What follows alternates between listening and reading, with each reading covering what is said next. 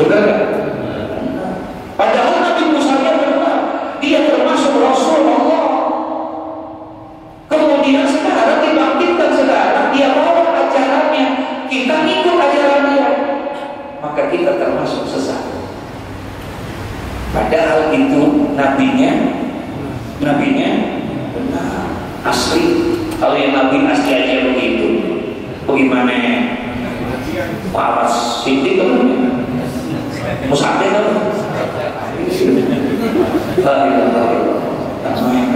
Dulu kan?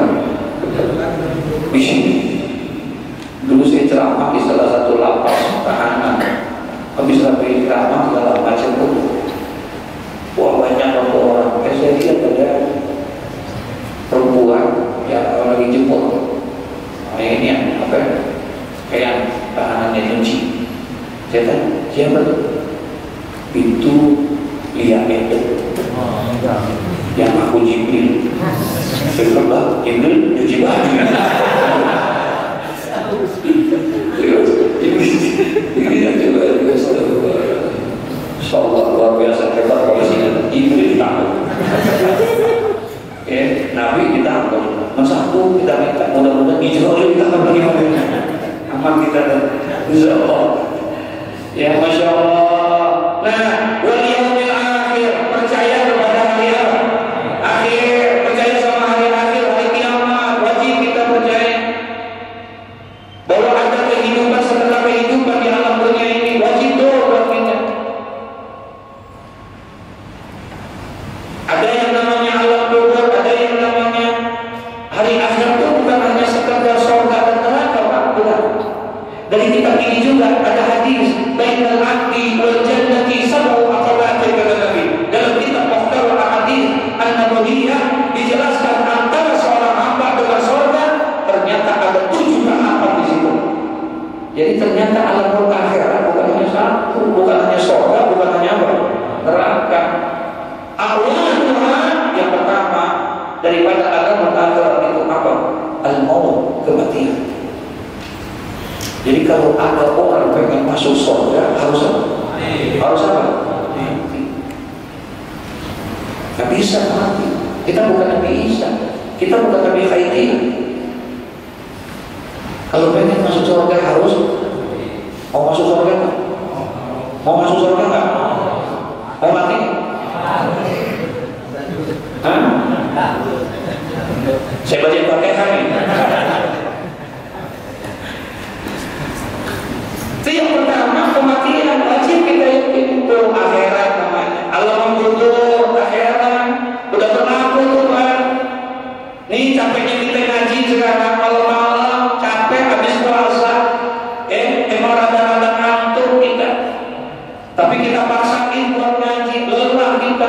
Iya, besok ketika di alam kubur baru kita terasa di situ balasannya. Sekarang nggak kelihatan balasannya. Karena bukan di sini tempat balasannya, laparnya kita, hausnya kita, tarawih kita, semua amal-amal kita, balasannya nanti di alam akhir. Sekarang tak kelihatan, karena dunia darul amal, dunia itu tempatnya beramal, laisa darul jaza, bukan tempatnya minta balasan. Jangan minta balasan di mana? Di dunia, jangan, bukan tempatnya. Entah darul akhirah, darul jasa. Yang namanya al-akhirah itu, hari akhirat itu baru darul jasa, tempatnya balasan, bukan tempatnya beramal. Kalau udah masuk dalam kubur, tuh di situ tempat balasannya. Jangan nanyain sembahyang, jangan nanyain ngaji. Jangan kalau udah masuk mana? Ke kubur, bukan tempatnya. Di situ tidak balasannya doang. Ya Allah, alhamdulillah untuk gua sekali. Kenapa? Ada lampu terang kubur gua satu. Ada lampu yang terangi karena supaya kita jadi cahaya di dalam kubur kita. Masya Allah. Itu kita terbaru terasa di situ. Orang pada kegelapan, kita enggak. Amin. Ya Rabbal Alamin. Ada lampu, walaupun lampunya redup. Habis bayang zuhurnya jam 3 3 kurang 5. Oh, baru terasa kita, Masya Allah, ada kipas angin, nggak panas, nggak pengap tubuh kita. Apa yang menyebabkan itu? Tuh yang tadi kita bawain buat orang buka puasa. Tuh yang tadi kita beliin buat orang aqua, buat orang buka puasa. Sedekah yang kita keluarin, itu yang akan membuat sejuk kubur kita. Amin. Ya Rabbal Alamin. Ya Allah, luas kubur kita. Sebagaimana yang kita minta, mudah-mudahan kuburnya diluasin sama Allah. Apa yang menyebabkan luas kita tuh? Tidak makannya kita, tidak minumnya kita dari pagi sampai sore, dari subuh sampai maghrib. Puasa Ramadan yang kita kerjakan akan meluaskan kubur kita nanti. Masya Allah, udah terang kuburan kita, ada AC-nya, luas kuburan kita. Kita minta lagi, mudah-mudahan kuburnya dijadikan apa? Raudhah min riyadil jannah, taman di antara taman-taman surga. Masya Allah, udah terang, udah sejuk, udah luas. Ada tamannya lagi. Apa yang menjadikan taman ini, Pak? Duduknya kita di majelis ilmu, insya Allah nanti akan jadi taman di dalam kubur. Jangan mintanya, jangan di sini, jangan di sini. Entah, kalau kamu percaya mati dah. Tuh kata Nabi, wajib buat kita wal yaumil akhir, percaya kepada hari akhir. Wa tu'minu bil qadari, beriman tentang qadar Allah, tentang ketentuan Allah, khairihi wa syarrihi, baik itu yang baik ataupun yang jelek. Emang semua adalah ketentuan dari Allah. Qala, dijawab sama Nabi seperti itu. Ini orang jawab lagi, sadaqah, benar. Yang nanya dia, yang jawab yang membenahi dia. Faqala fa'akhbirni 'anil ihsan. Kemudian nanya lagi, fa'akhbirni 'anil ihsan. Tadi pertama Islam, kedua iman, yang ketiga ihsan. Fa'akhbirni 'anil ihsan. Kabarkan kepadaku tentang ihsan. Apa ihsannya? Kebaikan itu apa? Akan menjadi sebuah kebaikan. Apa? Qala an ta'budallaha ka'annaka tarahu fa in lam takun tarahu fa innahu yaraka. Itu ihsan. Ihsan adalah an ta'budallaha, bahwasanya engkau menyembah Allah, beribadah kepada Allah, ka'annaka tarahu, ya, seakan-akan engkau melihat Allah. Fa'ilam takun tarahu, maka jikalau kamu tidak mampu melihat Allah, fa'innahu yaraka, Allah lihat engkau. Artinya semua amal-amal kita semuanya harus kita landaskan kepada Allah. Apapun yang kita kerjakan, kalau itu adalah karena Allah, maka itu adalah ihsan. Paham? Ihsan, sandarkan semua perbuatan-perbuatan kita, sandarkan semua perkataan-perkataan kita, amal-amal kita, semuanya kita sandarkan kepada Allah. Seakan-akan kita melihat Allah atau Allah melihat kita. Artinya sandarin semuanya karena Allah. Kalau itu semua kamu kerjakan karena Allah, apapun itu bentuknya, apapun itu pekerjaannya, maka jadilah itu sebuah kebaikan. Ihsan. Jadi bukan hanya sekedar sholat, apa saja jadi kebaikan. Yang penting semuanya disandarin kepada siapa? Allah. Makan jadi karena Allah, kata kita karena Allah jadi kebaikan. Minum karena Allah jadi kebaikan. Kerja karena Allah, dagang karena Allah, usaha karena Allah. Semuanya ketika kita sandarkan kepada Allah, bahwa ihsan, maka jadilah itu ihsan. Jadilah kebaikan. Makanya nggak boleh, kan kemarin udah disampaikan tuh hadis, jangan sekali-kali wala tahqiranna minal ma'rufi syai'a. Jangan sekali-kali kamu meremehkan pekerjaan sekecil apapun kebaikan itu. Sekecil apapun kebaikan itu jangan kamu remehin. Jangan. Kan katanya akhfallahu ta'ala salasan fi salasin. Ada 3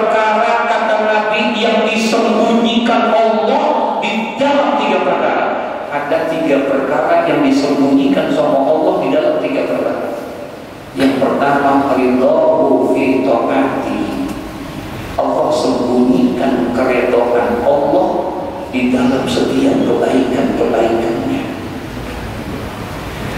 Di dalam setiap kebaikan, di situ pasti ada apa?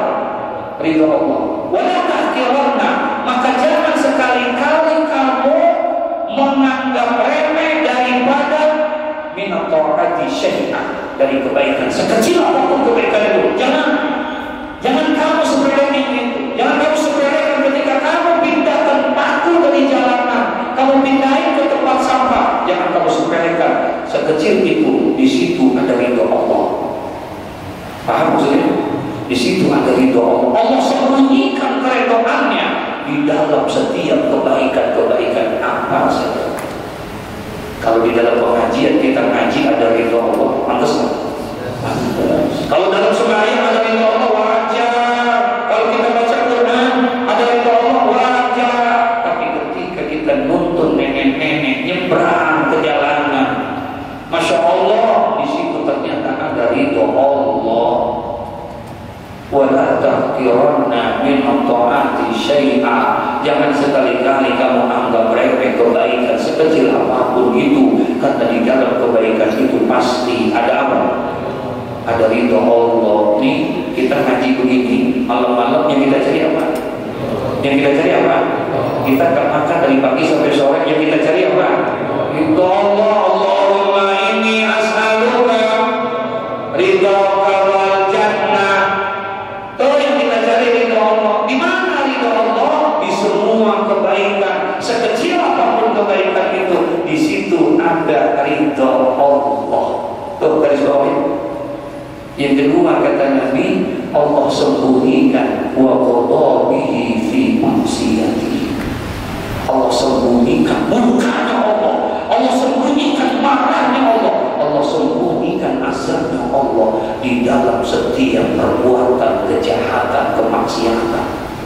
Apapun maksiat itu, sekecil apapun maksiat itu, sebesar maksiat apapun maksiat itu, di dalam perbuatan maksiat itu pasti ada apa? Pasti ada murkanya Allah. Allah marah bukan hanya sama orang yang main judi, Pak. Kalau Allah marah sama orang yang main judi, pantas nggak? Allah marah bukan hanya sama orang yang tak sembahyang, wajar. Kalau orang tak sembahyang Allah marah, Allah murka, wajar. Tapi ternyata Allah juga marah ketika ada orang kurang sembahyang, mungkar sembah. Paham? Di perbuatan dosa sekecil itu, wala tahqiranna minal maksiati syai'an. Jangan sekali-kali kamu remehkan daripada perbuatan maksiat sekecil apapun, karena di dalam perbuatan maksiat itu, sekecil apapun di situ perbuatan maksiat, di situ tersimpan murkanya Allah, marah Allah. Yang terakhir, Allah simpan apa? Waliyuhu. Allah simpan wali-walinya Allah di antara makhluk-makhluk Allah. Wala tahqiranna ahadun minhum syai'an. Jangan sekali-kali kamu remehkan orang yang ada di sekitar kamu, karena bisa jadi yang kamu remehkan itu adalah siapa? Wali Allah. Jangan ya itu orang hebat amat ya. Ya itu orang bodoh amat ya. Kotor amat pengajunya. Nggak tahunya sehari salawatnya 20.000. Ya kita lihat orang kayak begitu amat tampangnya, jelek amat, kotor amat, nggak mau kita deketin, kita sepelein tuh orang. Nggak tahunya wali min auliyaillah, 30 juz Al-Quran hafal. Jangan kita sepelekan itu, karena bisa jadi di dalam itu adalah mereka wali-wali Allah. Masya Allah. Qala fa'akhbirni anisa'ah. Kemudian yang keempat, orang itu bertanya, akhbirni anisa'ah. Yang pertama tentang apa? Yang pertama tentang, yang kedua Yang ketiga Isa. Yang keempat akhbirni Anisa. Kabarkan kepada aku wahai Muhammad Anisa tentang hari kiamat. Kabarkan kepada aku tentang hari kiamat. Kemudian Nabi bilang apa? Man mas'ulu anha bi'a'lama minas sa'il. Dan jawab Nabi. Ketika ditanya tentang Islam, dijawab. Ketika ditanya tentang iman, jawab. Ketika ditanya tentang ihsan, jawab. Tapi ketika akhbirni Anisa, kapan hari kiamat? Nabi tidak jawab, karena itu bukan hak prerogatif Nabi. Tidak ada yang tahu tentang itu. Makanya Nabi bilang, man mas'ulu anha, ya tidaklah yang ditanya atas kiamat itu bi'a'lama minas sa'il, lebih mengetahui daripada yang bertanya. Kalau bahasa kita tahuan dulu. Nah dijawab karena itu bukan hak Nabi. Nggak bisa untuk menjawab itu tentang hari kiamat, tentang roh. Itu hak prerogatif siapa? Allah. Kemudian fa'akhbirni an amaratiha. Oh ya udah, katanya orang, oke deh. Sekarang saya tanya, apa tanda-tandanya kiamat? Tadi waktu nanya kapan kiamat, dijawab nggak? Dijawab nggak? Enggak. Kemudian dia nanya yang kedua, apa? Akhbirni an amaratiha. Ya udah, kalau begitu apa tanda-tandanya? Apa tanda-tandanya? Qala antani dan ammatu rabbataha. Baru dijawab Nabi. Kalau kapannya kan dijawab, tapi ketika ditanya tanda-tandanya, nanti ini tanda-tanda hari kiamat terbagi menjadi dua. Ada alamatul kubra, ada alamatul sughra. Ada tanda yang besar, ada tanda yang apa? Kecil. Kalau yang kecil masih rada-rada apa? Jawab dikit lah. Atau kalau tidak untuk tanda-tanda yang besar. Apa tanda-tandanya? Yang pertama, antari dan ammatu rabbataha. Kata Nabi Sallallahu Alaihi Wasallam, yaitu bahwasanya telah lahir daripada anak tuannya. Maksudnya ada budak perempuan, kemudian tuannya berhubungan dengan dia, lahir. Padahal itu perempuannya siapa? Budak. Nah, lahir dia akan lahir anak-anak daripada tuannya. Kalau budak boleh, bukan pembantu. Yang beda nih, jangan pulang ngaji kan, kata Ustaz boleh. Lu tidur sih nanti. Ya, maksudnya di sini budak perempuan. Ya, kalau pembantu, ya, jadi dia tidak termasuk. Nah, budak itu boleh diperlakukan seperti itu, ya, diperlakukan hal yang seperti itu boleh, karena memang sudah dibayar, sudah dibeli nanti. Semua jiwa raga sudah dibeli, semua segala macam. Tapi sekarang sudah tidak ada itu. Apa ini maksudnya? Kata ulama, antari dan ammatu rabbataha, sudah banyaknya nanti anak-anak yang durhaka sama orang tua. Kalau melihat zaman sekarang sudah ada belum? Sudah. Kemarin saya nonton TV, ada seorang anak habis bunuh bapaknya. Di TV dia berita ada seorang anak bunuh ayahnya. Coba, Masya Allah. Tahu mudah-mudahan anak kita jadi anak yang soleh. Dan Masya Allah, jangan sampai seperti itu. Ya, ini anak-anak yang durhaka. Wa antara kufatal ghuraqal alati alata lima asai yatatawwaluna fil dunya. Kemudian ada tanda-tandanya. Ada yang pertama, katanya banyaknya nanti anak-anak yang durhaka sama kedua orang tuanya, berani bentak-bentak orang tuanya, mamanya, bapaknya, kadang-kadang kasar ngomongin, mak dibilang mak, bego lu, pak, tol lu, gila lu, goblok lu, gara-gara yang kayak begitu. Masya Allah. Kita kayak seorang paling hebat banget, mak kita di kampung kita panggil mak daripada kata dia kawal, mendingan di sini aja. Di rumah saya udah tinggal di rumah saya aja. Tinggal semua segala macam. Oh, kelihatannya bagus kan? Kelihatannya bagus kan? Daripada di kampung mak sendirian apa segala macam, mendingan di rumah kita.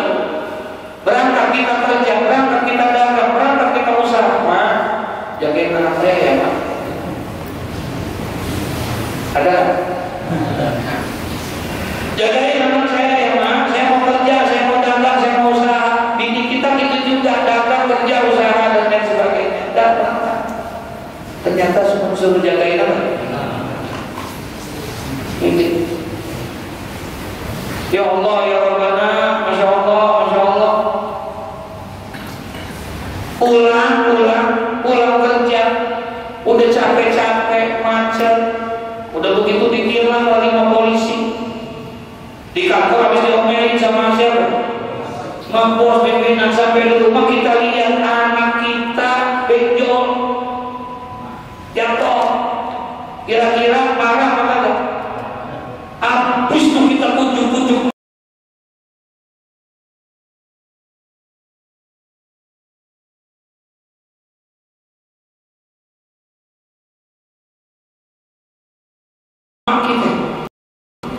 Habis itu kita omel-omelin, mak, kalau punya mata apa, pegang amat sih, tolong amat sih, saya kan capek-capek nyari duit kerja ini itu. Habis itu mak kita dia melakukan kayak begitu.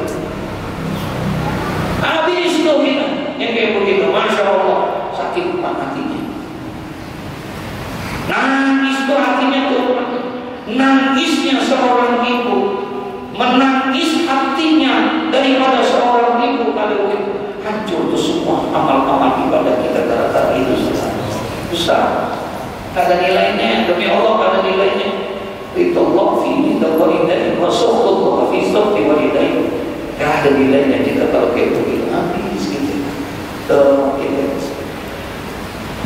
Yang kedua yang bisa menjadi sebab tanda wa antara kuffar al-quratul 'alata 'ala as-sa'ati yatatawwaluna fil dunya. Ya, Masya Allah. Ya, bahwasanya engkau melihat ada orang-orang yang tadinya miskin. Kita lihat tuh ada orang tadinya miskin, Al-Quran yang dia bajunya jamaah-jamaah, lada, al-ada tuh dia juga nggak pakai sendal, nyeker, orang di atasan, ya hanya kerjanya gembala kambing kata Nabi, ya tatawwaluna fil dunya. Pas dia mampu berlomba-lomba nih di antara satu dengan yang lain untuk membangun lebih hebat, bangunannya lebih mewah dan lain sebagainya. Dulunya hanya sekedar tukang gembala kambing, hanya tukang gembala kambing, nyeker, kagak pakai sendal, nggak pakai apa. Tadi ada yang nanya sama saya, Abi di Kebayoran saya mau beli sendal lili di mana? Ada yang kenal sendal lili kan? Sendal lili kan? Berarti udah tua. Sendal lili. Sendal lili ditanya. Kata Nabi salah satu di antara tanda-tanda min asrati sa'ah, di antara tanda-tanda hari kiamat, nanti akan terlihat ada orang yang tadinya miskin, papa dia nggak punya apa-apa, kerjaannya hanya gembala kambing, nggak pakai baju, nggak pakai sendal, terus dia melakukan kayak begitu. Tiba-tiba ketika pada saat itu dia temuin ada minyak di situ, kemudian kaya dia bangun berlomba-lomba semuanya, akhirnya saling bangun dan berlomba-lomba main mewah-mewahan. Lihat segala tuh Jazirah Arab yang dulunya semuanya gembala sekarang dia mau berlomba-lomba, nggak mau kalah dia. Ya, Dubai nggak mau kalah karena di Mekah ada menara yang begitu tinggi, dia bikin lagi bangunan tertinggi di dunia, Masya Allah. Dia bikin, dia nggak mau kalah. Kalau di sana ada salju, di sini harus ada salju. Begitulah ketika mereka sudah menjadi orang-orang yang materialistis pada saat itu, padahal mereka dulu adalah orang-orang yang miskin dan papa. Kemudian setelah dia mampu, dia berlomba hanya dunia dan dunia. Kalau udah seperti itu termasuk min asrosifah, tanda-tanda dari apa? Hari kiamat. Ya Allah, udah ada belum? Ya. Berarti udah dekat belum? Masya Allah.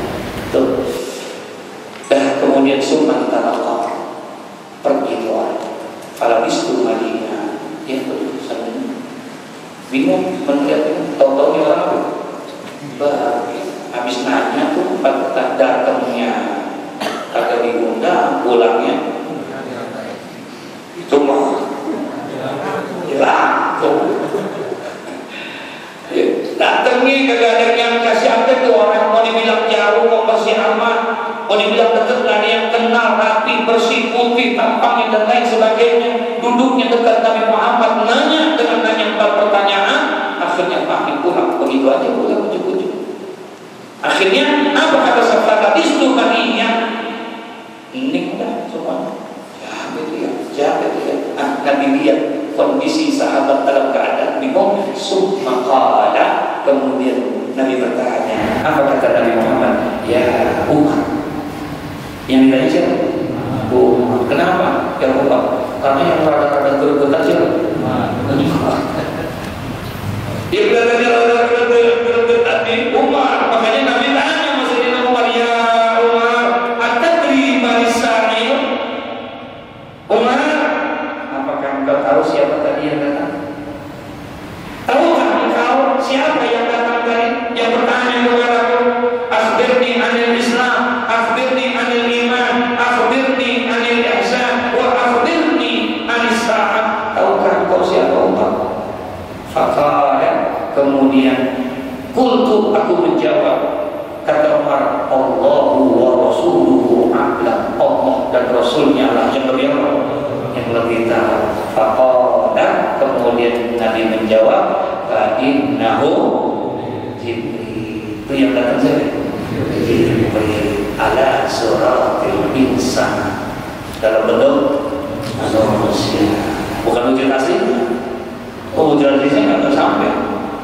Sayapnya aja kalau ini tertutup tuh langit, satu lembar dengan sayap kanan.